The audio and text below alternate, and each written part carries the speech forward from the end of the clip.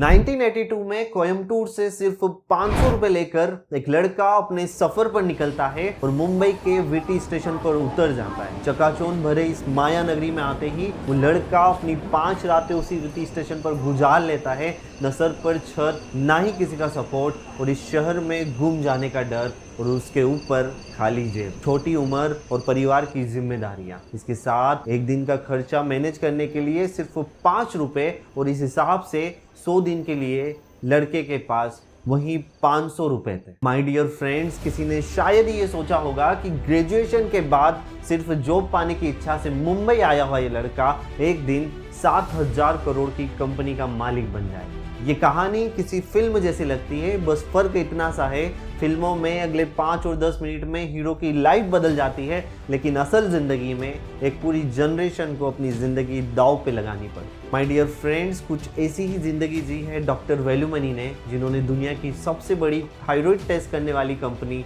जी हाँ, थायरोकेयर को बनाया, जिसका आज टोटल वैल्यूएशन है 7,000 करोड़ रुपए।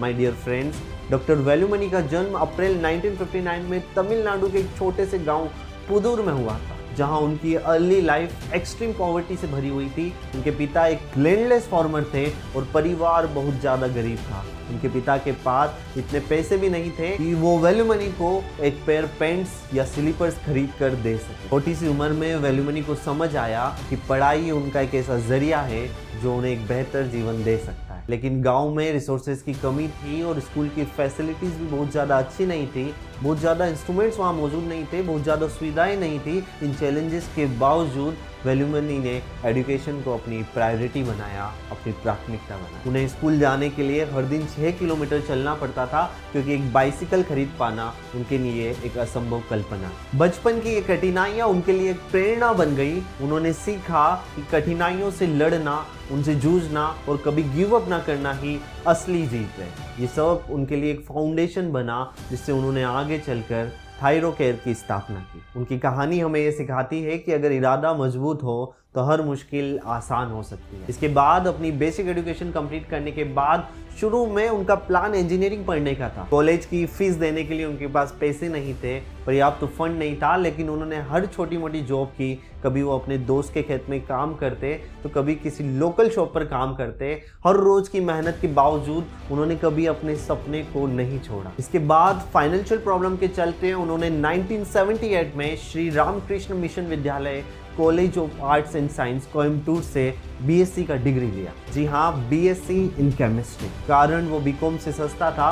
उनके एडिशनल फीस के लिए उनके टीचर डॉक्टर KR कार्तिकेयन ने उनकी मदद की। उसके साथ ही अपने खर्चे पूरे करने के लिए वो बच्चों को ट्यूशन देने लगे। इसी तरीके से वेलुमनी ने अपनी ग्रेजुएशन कंप्लीट की। ग्रेजुएशन के बाद वेलुमनी को जॉब इंटरव्यूज में लगातार 15 बार रिजेक्शन फेस करना पड़ा, क्योंकि उनके पास कोई भी एक्सपीरियंस नहीं था। इसके चलते उन्होंने जेमिनी कैप्सूल में शिफ्ट केमिस्ट की जॉब पकड़ी, जहां उनकी सैलरी सिर्फ 150 रुपये पर मंथ थी। इतनी कम सैलरी के बावजूद उन्होंने अपनी ज़्यादातर कमाई घर भेजी, ताकि वो अपनी फैमिली को सपोर्ट कर सके, उन्हें बेहतर लाइफ दे सके। जब वेलुमनी को ये नौकरी मिली तो उसने सोचा कि उसकी ज़िंदगी सुधर जाएगी, लेकिन 3 साल बाद ही कंपनी बंद हो गई और वेलुमनी फिर से बेरोजगार हो गए। उनके पास ना पैसा था, ना कोई और नौकरी, ना कोई और सहारा। इस कठिन समय में वेलुमनी ने कोयम्बटूर के सेंट्रल लाइब्रेरी का रुख किया। वहाँ उन्होंने भाभा ऑटोमेटिक रिसर्च सेंटर, जी हाँ, बार्क मुंबई में एक साइंटिफिक असिस्टेंट की नौकरी का एड देखा और उन्होंने वहां पे अप्लाई कर दिया। ये उनकी लाइफ का सबसे बड़ा बिग ब्रेक था। उन्होंने Bhabha automatic research centre bark Mumbai में साइंटिफिक असिस्टेंट के रूप में जॉब ज्वाइन कर ली। ये अपॉर्चुनिटी उनके फ्यूचर सक्सेस की फाउंडेशन बन गई, जो आगे चलकर उन्हें थायरोकेयर टेक्नोलॉजीज को स्टेबलाइज करने तक ले गई, जो कि इंडिया की लार्जेस्ट डायग्नोस्टिक चेन में से एक है। बार्क में इंटरव्यू के दौरान उनसे क्वेश्चन पूछा गया था कि थायराइड ग्रंथि यानी थायराइड ग्लैंड बॉडी में कहाँ पाई जाती है, और उस वक्त उन्हें उसका जवाब पता नहीं था। इसके बाद 1985 में जब वो Bhabha automatic research centre bark Mumbai में काम कर रहे थे, तब उन्होंने अपना मास्टर ऑफ साइंस कंप्लीट किया। नौकरी के साथ ही उन्होंने 10 साल बाद यानी सन 1995 में यूनिवर्सिटी ऑफ मुंबई से थायराइड बायोकेमिस्ट्री में PhD की डिग्री पूरी की। इसके बाद अच्छी जॉब, घर और फैमिली, इसके बाद उनकी लाइफ में वो सेटल हो चुके थे।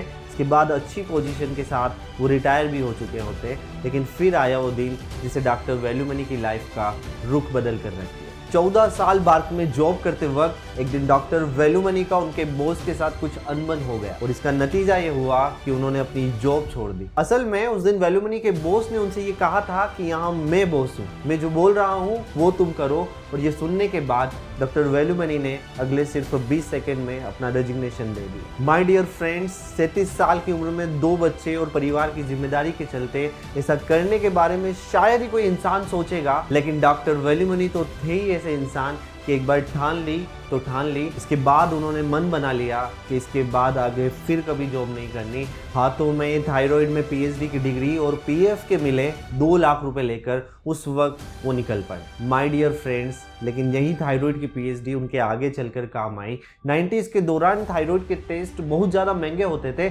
डॉक्टर वेलुमनी को लगा कि वो अगर ये टेस्ट ज़्यादा वॉल्यूम में करे तो इससे उनको बेनिफिट हो सकता है। 1996 में वेलुमनी ने अपने पीएफ के पैसे यूज करके थायरोकेयर टेक्नोलॉजी की नींव रखी। अपनी इसी सोच के साथ उन्होंने मुंबई के भाईकाला में सिर्फ 200 स्क्वायर मीटर की जगह में थायरोकेयर की शुरुआत की। थायरोकेयर की शुरुआत में वेलुमनी ने अपने घर के एक कमरे को लैब में बदल दिया। उन्होंने थायराइड टेस्टिंग मशीन को अपना क्षेत्र चुना क्योंकि ये एक ऐसा एरिया था जहाँ कंपटीशन काफ़ी कम था और टेस्टिंग की कॉस्ट भी कम थी। लेकिन इसके लिए उनके पास ना तो मार्केटिंग का बजट था और ना ही कोई ब्रांड रिकॉग्निशन। उन्होंने अपने पहले कुछ क्लाइंट्स को अट्रैक्ट करने के लिए काफ़ी मेहनत की, काफ़ी जद्दोजहद की, लेकिन उनका विज़न था थायराइड टेस्टिंग को अफोर्डेबल और एक्सेसिबल बनाना, वो भी मिलियंस ऑफ इंडियंस के लिए। ये एक बड़ा चैलेंज था क्योंकि डायग्नोस्टिक इंडस्ट्री इतनी डेवलप नहीं थी और थायराइड डिसऑर्डर के बारे में अवेयरनेस काफ़ी कम थी। थायरोकेयर की नींव रखने के बाद थायरोकेयर में मदद करने के लिए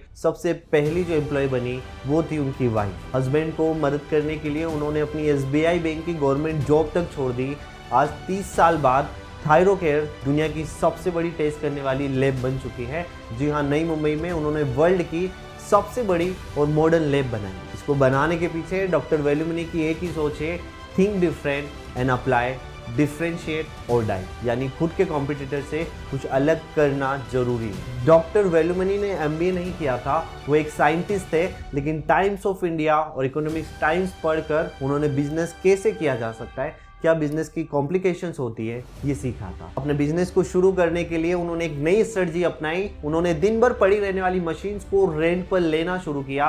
जब एक टेस्ट के लिए 600 रुपए लिए जाते थे, तब डॉक्टर वेलुमनी ने सिर्फ 100 रुपए में टेस्ट रिजल्ट देना शुरू किया। उनकी वाइफ दिन में क्लिनिक में काम करती और वो रात भर नाइट शिफ्ट करते थे। इसके कारण दूसरे ही दिन टेस्ट के रिजल्ट कस्टमर्स के लिए अवेलेबल होने लगे। Less fees, high speed and efficiency, इसके कारण थायरोकेयर ने अपनी पहचान मार्केट में बना ली। टेस्ट की प्राइस कम करने के बाद बहुत सारे लोगों ने वेलुमनी से कहा, वेलुमनी को समझाया कि आप गलती कर रहे हो, इस कारण आपका बिजनेस कभी नहीं चलेगा। लेकिन वेलुमनी अपनी बात पर कायम थे। कम प्राइस के कारण उनका बिजनेस वॉल्यूम ज्यादा बढ़ गया, जिसके कारण सप्लायर से उन्हें ज्यादा बेनिफिट दिया गया। पैसे कस्टमर से नहीं बल्कि सप्लायर से कमाए जाते हैं, ये उन्होंने लोगों को समझाया। रातों रात टेस्ट करके रिपोर्ट्स ऑनलाइन अवेलेबल करना, टेक्नोलॉजी एंड टाइम मैनेजमेंट का साझा मेल, इसके होने के कारण थायरोकेयर अपनी कॉम्पिटिटर से बहुत आगे निकल गया, काफ़ी आगे पहुंच गया। और आज हालत ये है कि इंडिया में कोई और कंपनी नहीं है जो थायरोकेयर को टक्कर दे सके। Focus on only one product, that is